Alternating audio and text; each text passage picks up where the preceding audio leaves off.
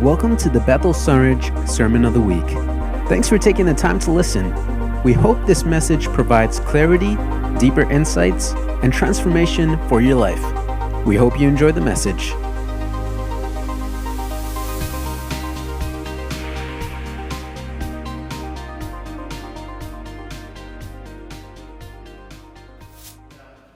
This week, I'm talking about finding God in the valley. How many here, by show of hands, how many have ever been through a hard time in your life? A valley experience. Oh, good. I'm not alone. And you're not alone. Valley experiences, we all have them. And as I was singing the songs, it's funny, I didn't intentionally pick all of those songs. But as we were singing them, I just, it's song after song after song talks about God's faithfulness to us despite what we're going through. In the seasons of our lives, His grace is enough. And, the new wine, it's in the pressing, in the crushing. And sometimes it's through those valley experiences that we feel God's presence the most, right? Well, if you were here, and now nobody likes to go through a valley experience. I'll start off by saying, unless you're, sadist, is it a sadist or a masochist? I can never remember which one's which. Masochist likes pain. Okay, so unless you're masochistic, you don't really like the valley experiences. We just want to get them over with and move on to the good. But today I want to challenge you that if you're going through a hard time or the next time you're going through a valley experience, look for God in the valley. Because I tell you this, He is there. He is faithful. He never changes. So let's get started. If you've been here for this series, you'll remember that Pastor Chris kicked us off with these two verses that are up on the screen there. And they say, 1 Thessalonians 5:16-18 says, "Rejoice always, pray continually, give thanks in all circumstances, for this is God's will for you in Christ Jesus." And then Psalm 9:1-2, and I love this one. This is a Psalm of David. It says, "I'll give thanks to you, Lord, with all my heart. I will tell of all your wonderful deeds. I will be glad and rejoice in you. I will sing praises to your name, O Most High." And you also remember, that takes me on the first point, that thankfulness is a choice. So Pastor Curtis identified the very first week that we have a choice. When life gets hard, we can choose what to do with our response. We can choose to be thankful in everything. Or we can choose to not be thankful and be miserable. So the last psalm we read, Psalm 9:1-2, written by King David. And I love the life of David. So you may know, David was considered to be a man after God's own heart. Right? You ever wondered why? What was it that made David so special? I think there were three things that made King David special. One is that he had absolute faith in God. When he found out when he was just a boy, the one that he was inconsequential, when Samuel came to anoint the next king, he wasn't even considered in the running to be the future king. He was an outcast, he was the youngest, and yet Samuel kept saying, "No, not this one. No, it's not this one. Do you have any more sons?" And finally, Jesse said, "Well, I have one more, but he's just a boy, and he's a shepherd, and he's out in the field." And Samuel said, "Well, go get him." And in that moment, God made it abundantly clear that someday David was going to be the king. Now, I don't know about you, but there have been times in my life where God told me something that He wanted me to do, or told me, clued me into something. I doubted it. I wondered, am I hearing that right? Or somebody spoke into my life, and I'm like, yeah, you're just saying that. But David took that, and he held on to it. And I think that that's really what gave him the ability to face Goliath. What would you do if you knew that you couldn't fail? Would it change how you live your life? If God told you to do something, and you knew that or told you that someday you were going to be an incredibly important person, but then life happened to you and it felt like you were going through hard things, would you remember that? Or would you think, maybe God didn't really mean that? But what made David different was this. David grabbed onto that. He didn't let the Goliaths get him down. He didn't let the fact that King Saul chased him relentlessly. He had to live in a cave for long periods of time with his men. He was an outcast. He had to leave his family, had to go into hiding. We think of David, and oftentimes we think of royalty. Oh, they've got it made. You know, they have somebody to feed them and clothe them and take good care of them. David was his son Absalom, his very son, had a coup, chased him off the land, slept with his concubines. I mean, David had a lot of hardships in his life. The other thing that made him a man after God's own heart, though, was he knew where his source of strength was. If you look at the Psalms, inevitably, David follows a bit of a pattern with his Psalms. So number one, he had incredible faith. He counted it as, and you'll see here that David was a man after God's own heart because it didn't matter what he's going through. He recognized his source of strength, and he chose to give thanks to God. And I've just listed, these are the songs I went through and found where David was in a tight spot, and yet he followed the same pattern. God, I am in desperate need of you. My enemies are coming after me, and if you don't intervene, I'm done. But I believe in you. I have faith in you. I know you're going to be faithful just like you've been faithful before. And then he always wrapped it up the same way. God, I give you thanks for all that you've done for me. And I thank you in advance for what you're going to do in this situation. And I think that's what made David a man after God's own heart. He always gave faith, or thanks to God for his goodness and faithfulness. We've got Psalm 13. So I've picked 2 Psalms in particular that have this pattern. So if you just read with me how big. If you can read that, it's kind of small. I'll read it out loud.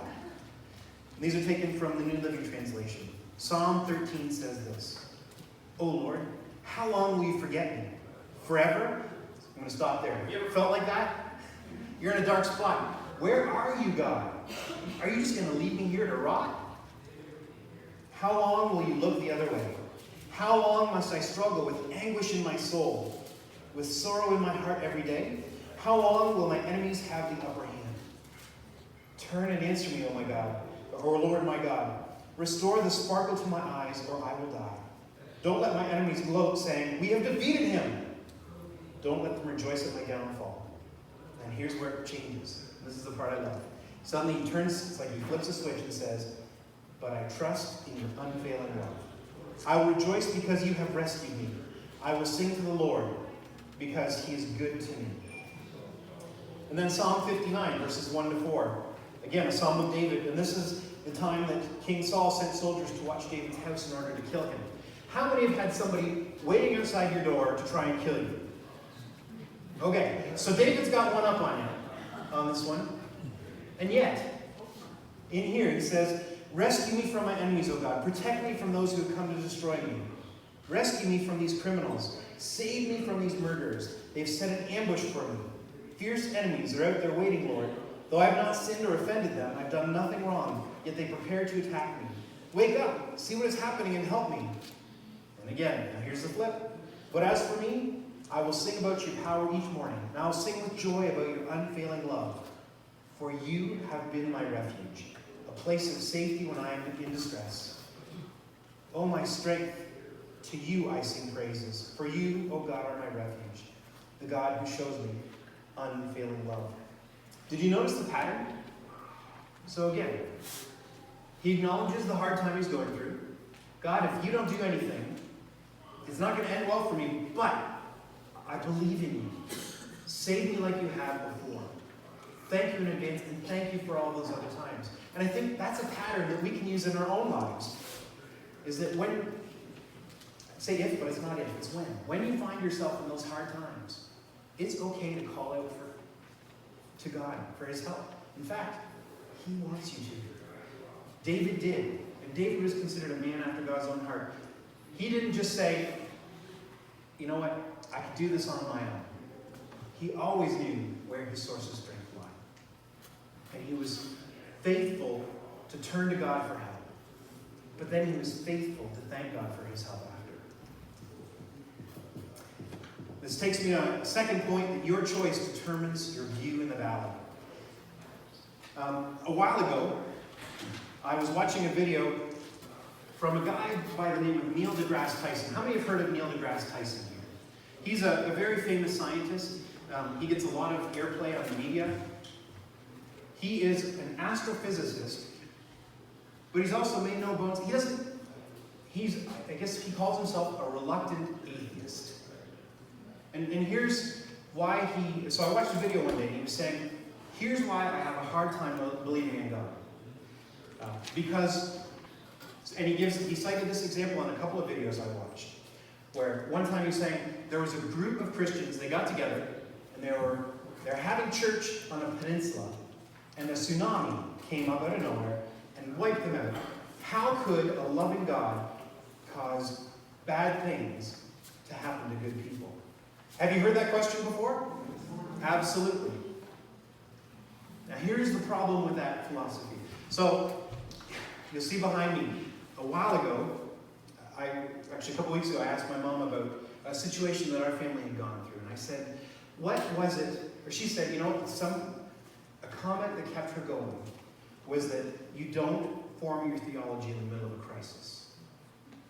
You view your crisis from your theology. If you're in a hard time, and you're questioning where is God in all of this, and how could God cause these things to happen, you're not going to get an answer you like. You aren't. The truth is, bad stuff happens all the time. It happens all around us. But God is still faithful. And God is still there in the midst of that hard time. But you have to look sometimes. It's too easy to brush off the hard things and say, God's forgotten about me. God has never forgotten about us. God is there in the middle of the hard time. So I'm going to read that again. Don't form your theology in the middle of a crisis. View your crisis through your theology. 1 Thessalonians 5:16-18 says, always be joyful, never stop praying, be thankful in all circumstances, for this is God's will for you who are in Jesus Christ. And this next one is one of my favorite verses. I love the book of James. I think it's just so full of wisdom. It says, dear brothers and sisters, when troubles of any kind come your way, consider it an opportunity for great joy. Now, I don't know about you, but I have a hard time, in the middle of my crisis, considering it to be great joy. But, hopefully, you change your thinking just a little bit. Consider it pure joy, or an opportunity for great joy. For you know that when your faith is tested, your endurance has a chance to grow. So let it grow. For when your endurance is developed, you will be perfect and complete, needing nothing. I have a question for you. So earlier we talked about every single one of us has been through a valley experience. A hard time where you were at the end of your rope. Think back to that valley experience for a second. On the other side, were you a better person than you were when you started that valley experience? Yeah. Absolutely. Why? Because this verse holds true. Through the testing of your faith, you are being refined, and you are becoming the person that you want to be, or that God wants you to become. If you've been a part of the Wednesday Bible study, we're doing the bait of Satan, and 3 weeks ago, a while ago, we were talking about the life of Joseph. We're going to walk through that in a second, but I believe that sheds some light on the story of Joseph for me. That it was through those refining moments in Joseph's life that he became the man that he was supposed to be. The man who saved, or created a safe place for the nation of Israel. Kept them alive in the middle of a famine. We're actually going to jump there now. This is the final point. We're already there. But I've got 2 stories I want to tell you. And the first one is this, the story of Joseph. You're probably all familiar with the story of Joseph, so I'm just going to summarize it really quickly. But you remember that he started out as a man with a dream. He was 17 years old, and he had a dream that God gave him that his brothers would bow down to him. How many have siblings? I can tell you this. You shouldn't share that with your siblings. If I would have gone to Christina, or she would have come to me and said, I had this dream that you are going to bow down and worship me, I'd be like, okay. You know what, I don't know what I would do. I don't think I would be happy. And sure enough, Joseph's brothers were not happy. In fact, they were so unhappy with him that they plotted to kill him. But the older, wiser, smarter brother convinced the other brothers, well, time out, let's not kill him. Let's just throw him in a pit. With the intent that he was going to come back and release him. But, things got out of control and opportunity arose. And, the number of times that we joked about selling Christina to the circus, we never went through with it. Yet, in this situation, a group of spice traders are coming and the brothers see opportunity. Because they said, I got it. We can solve this problem once and for all. And so they sold Joseph to these traders who then go to Egypt and sell him to Potiphar as a slave. Now again, how many here are slaves? I know your job, but you may feel like a slave sometimes. But honestly, none of us have been in a situation, I don't think, where we've been sold by our family members and are now a slave with no rights. Sold to Potiphar. That's a pretty deep valley. The good news is, though, he was sold to Potiphar. And so Potiphar is the captain of the palace guard, so the chief of police. And things are starting to look up. In fact, if you want to follow the story, so the story of Joseph's life is found in Genesis chapters 37 to about 42. No, wait, 47. 47, but at this point, Genesis 39 verse 2 says this. The Lord was with Joseph, so he succeeded in everything he did. He did such a great job that Potiphar puts him in charge of his whole estate. Joseph, this place is yours to run. I have absolute faith in you. You're the man. But Joseph was a stud. I mean, he was a good-looking guy. And it didn't take long before Potiphar's wife develops the hots for Joseph. And so she tries to set him up, tries to sleep with him, and he, being a man of character, runs the other way. She grabs his cloak, and to get revenge, she accuses him of trying to rape her. And Joseph, again, ends up in jail. And originally, it's funny, so the bait of Satan taught me one thing. I had always kind of imagined that it was like a white-collar jail, kind of like the one not too from Bracebridge. It's more for what, it's not where the really heavy criminals go, it's more for, like accountants. not that accountants go in jail. That's not what I was saying. Don't get me wrong. But I always kind of pictured it as, it's not that bad. But I imagine it was pretty bad. I've never been in jail, and I'm glad for that. I hopefully never, ever get there. But he's in jail, and yet still, and he was there for quite some time. Now, the Bible's a little unclear. It doesn't really say how long he was there. There's some discussion around, was it 10 years? Was it give or take a few more years than that? It was a while. But he's in jail, yet despite that, again, he's a man with some integrity and character. Before long, he rises to the top of him. And so the warden says, I'm going to put you in charge of the jail. You can run this. You're doing a great job. Puts him in charge of the jail. Again, things are starting to look up. I imagine he's got a few more privileges in the jail than some of the other characters did. But as you know, the story goes on that the Pharaoh's cupbearer and his baker have ticked the Pharaoh off somehow. It doesn't say how. I've always wondered about that. Have you ever wondered, what could you possibly do wrong as the cupbearer and baker to irritate the Pharaoh so much that he would throw you in jail? Makes me thankful that I didn't work for the Pharaoh. They end up in jail. And they end up, one day, Joseph noticed that these guys really seem distraught. And Joseph says, hey fellas, what's wrong? Why the long faces? And so the cupbearer says, we both had dreams last night, but we can't find anybody here who can tell us what the dreams mean. And Joseph says, interpreting dreams is God's business. But I'll tell you what, you tell me what the dreams mean, and I'll ask God if he can help me understand what they are. And so the cupbearer tells him his dream.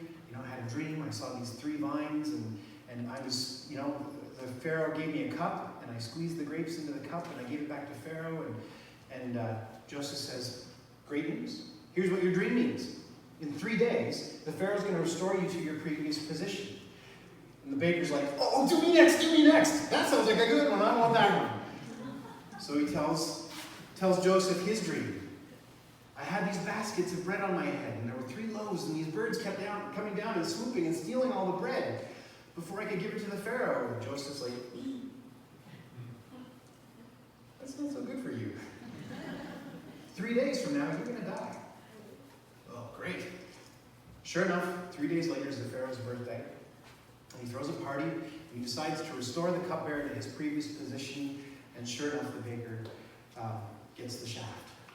Literally, gets impaled. Not a good day for the baker. And before he goes, Joseph says to the cupbearer, now remember me. Remember me. I want to get out of this place. 2 years go by. I don't want that to get lost on me. Can you imagine? 2 years. 2 more years. He's already been in jail for quite some time at this point. But 2 years later, he gets the cupbearer. Pharaoh has a dream. And he goes to his advisors and says, is there anybody here that can tell me what the dream means? And the cupbearer goes, oh my goodness. I just remembered. I know a guy. And so the Pharaoh asks for Joseph to come out. And he tells the dreams to Joseph. And Joseph says again, interpreting dreams is God's business. But here's what your dreams mean. We're going to have 7 good years, bumper crops everywhere. And then 7 years of the worst famine our land has ever seen. But I have a plan. If we store up the crops in these years, we'll have more than enough food to survive this drought that's coming. And Pharaoh realizes the wisdom that Joseph had and decides to put him in charge, second in command over all of Egypt. Here's the point of this story. To start, God still allowed bad things to happen to Joseph. In fact, if those bad things would not have happened to Joseph, he would not have been in the final position that he was, to eventually have his dream come true, that when his brothers come looking for food, they end up having to bow down to Joseph because he's second in command over all of Egypt. His dream comes true. But that dream that started out so many years before had to happen through the valleys. I don't think Joseph, at 17 years old, was ready for his brothers to bow down. He wasn't mature enough. He wasn't the leader that God had intended him to be. It took being broken in jail, and it took being refined before he could finally become the man that God wanted him to be. And I love his response when his brothers ask him about it afterwards. And they come and they apologize. We are so sorry. We have sinned against you. We realize that what we did was wrong. And he said, guys, don't worry about it. For what you intended for evil, God intended for good. And I came out of this, and I am where I am today because it was God ordained. I had to go through these valleys, but I'm on the other side, and I'm where God wanted me to be. God is in the valleys. I'm going to tell you a very personal story next. This is my family's valley experience. For you, those of you that don't know me well, my dad's a pastor, and when I was a kid, he was pastoring in southwestern Ontario in the town of Elmira. So Kitchener-Waterloo area. Imagine everybody knows where that is now. And it was the early 80s, and our church decided that they were going to sponsor a family of boat people from Vietnam. And I remember being so excited, I couldn't wait to meet these boat people. I expected, your typical nuclear family, a mom and a dad and a couple of kids. And so imagine our surprise when instead it was my brother Vu, his uncle Bing, and a guy named Ming that they met in the refugee camp. And Bing and Ming were in their early 20s. And so when they came to Canada, our church sponsored them. We helped them find a place to live, and we helped pay for their expenses to start. But if you know anything about the refugee process, you have to get a job. You have to be self-sufficient within a year. And so Bing and Ming had to get jobs. And it's really hard to care for a young boy when you're also a single, not even a parent. It was his uncle, his mom's youngest brother. And so Ming ended up going and working in the oil fields in Alberta area, and Bing found work in Toronto. But it meant that they couldn't take care of Vu. And so our church said, we will do this. We will raise him. And I, again, was a kid, so these details meant absolutely nothing to me. All I knew was that Vu came eventually to live with us. But what happened is that it was decided, there was a family in our church, Ward and Ruth Schmidt. Amazing couple. Ward was on the board. They owned Floridale Feed Mill, just outside of Elmira in Floridale. And Ruth had been a foster child growing up. And so she had a place in her heart for Vu, because here was this kid who had nowhere else to go. And so they decided to take him in for 1 year, with the understanding that our family would then take him afterwards. And that is a story that I'm sure my mom will tell someday, but that was hard for her. But that 1 year, Vu didn't speak any English. Ward and Ruth didn't speak any Vietnamese. And so Vu went to live at their house for that first school year, and they taught him, they went through the, your Canadian experience of trying to teach him how to skate. They enrolled him in hockey. He insisted on wearing his hockey skates throughout the house. They had a lot of patience. After that first year, Vu came to live with us. And from that very first moment, he became my brother. When you're a kid, family isn't about being born into it. At least it wasn't in our family. He became as much my brother as Christina is my sister. And he became a part of our family instantly. We were in Elmira so I was about 7 years old at the time. Vu was about 9 or 10.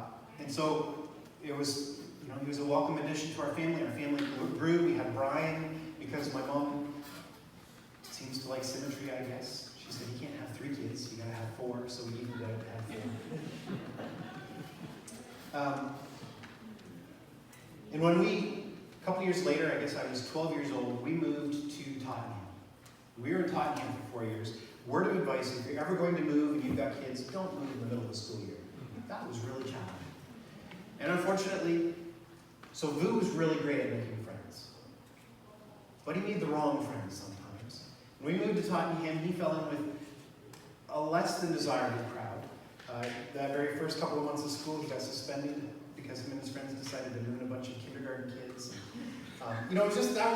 They were hooligans at times. When we moved, and then a couple of years later, 4 years after that actually, we moved here to Sundridge, home. At least it was home for me. But it was hard for Vu to move, to leave his friends. Again, if you're ever going to move and you have kids, don't move on your last year of high school. That was hard. So Vu finished high school here, but always longed to be somewhere else to start. When we moved here, my parents, I guess, they stayed long enough to marry us all off to locals. So we're all still in the area and love it. Vu married a girl from the youth group, Heather Weaver. Her dad was on the board here, Roger. And Vu decided to put his reckless driving skills and hooliganism to good use, and he joined the OPP. And after a duration posting up in Cochrane, where they had 3 boys, they decided to settle in the small town of Wayne in southwestern Ontario. And this is where our family's valley story begins. On March 8th, 2010, my brother Vu was shot and killed in the line of duty. It was a tragic day for us. I remember exactly where I was when Cindy called me. I was in the middle of a conference. And I remember her saying, Mike, your brother was shot, and it doesn't look good. And then I got a call later on that he passed away. That was a hard, hard day. And there were people in my family who, very similar to Neil deGrasse Tyson, said, how could a loving God cause such a bad thing to happen to such a good guy? It's not fair. Where was God in all this? Let me tell you where God was in all of this. You see, that very same day, moments after my brother was shot, Heather's brother, Luke, who's a conservation officer with the Ministry of Natural Resources, was coincidentally working in the town of Wingham that day, in the town where Boo and Heather lived. So he very quickly turned his truck around, went to her house, picked Heather and the boys up, and was able to make it to the hospital, where the boys were able to say goodbye to their dad before he passed away. One of the Schwint grandchildren was working as a nurse in the London hospital where Vu was taken. And so she got to come and say goodbye for that family. My cousin Richard worked as a security guard at the London hospital, and he got to go and say goodbye to Vu that day on behalf of the Thompson family. I'll tell you where God was. God cared so much that he created an opportunity for the three families that loved Vu so deeply to all get a chance to say goodbye. Another part of the story is that when we first moved here, probably within the first 2 months that we were here, I remember we were out in the foyer one day after church on a Sunday morning, not a Sunday afternoon like this. It was a Sunday morning, and I remember there was somebody, and I don't know who it was, but somebody came up to Vu and said, I had a vision about you. And in my vision, I saw you in front of a crowd of thousands of people preaching the gospel. Now, if you knew anything about Vu, you'd know that A, he hated public speaking with a passion. The other thing you'd know is that his faith wasn't firm at the time. And that message was not something that he liked to hear. But I'll tell you this. The day of Vu's funeral, his body was in front of thousands of people in the auditorium at the arena in Wingham. And thousands upon thousands of people filled the stands. It was standing room only. And there was no room left in the building. And there were people lined up outside the streets listening to the message on loudspeakers. And it was broadcast over the internet and on TV. And a very clear gospel message was presented that day. God is faithful. And the message of the gospel and the choices that Vu made to accept Jesus as his Lord and Savior was clearly broadcast with an opportunity for people to receive the message. Folks, God is faithful. It may look like you're in the middle of a valley experience. You may feel like you're in the middle of a deep, dark valley. God is there with you. And all he's waiting for you to do is call to him for help. Rely on his strength. Be thankful. Take a moment in those dark, deep valleys to look for God because he is there. My God is faithful. While it sucks that Vu's gone, he died doing what he loved. And he died a hero. And that is more than most of us will have the opportunity to say.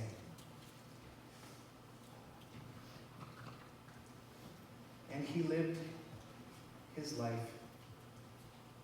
as an example of what it means to have a quiet faith. To believe in Jesus, put your faith in him. 1 Peter verses 1, 6 to 7 says this. So be truly glad. There is wonderful joy ahead, even though you must endure many trials for a little while. These trials will show that your faith is genuine. It is being tested as fire tests and purifies gold.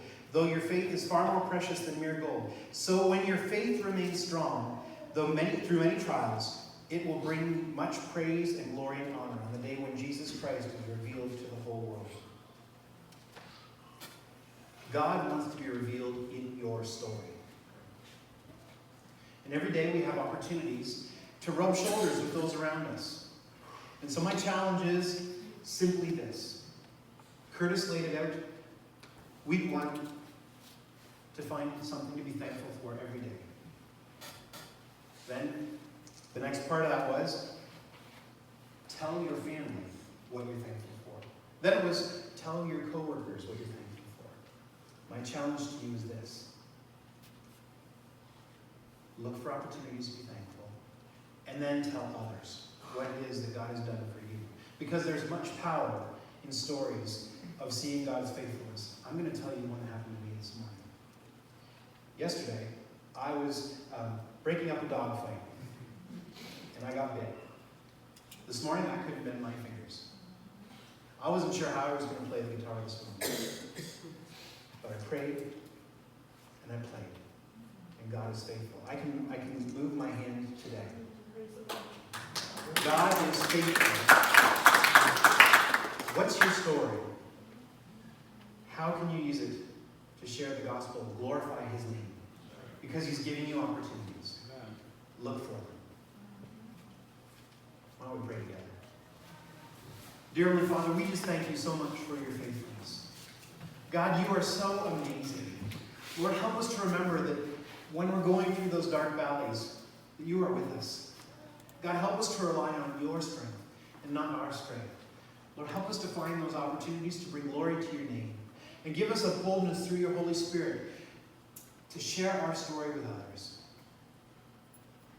God, I pray for those that are going through deep, dark valley experiences even now. God, I pray that you would just cause joy to rise up in our lives, those that are going through valleys, as we see what you've done for us. We see your faithfulness at work.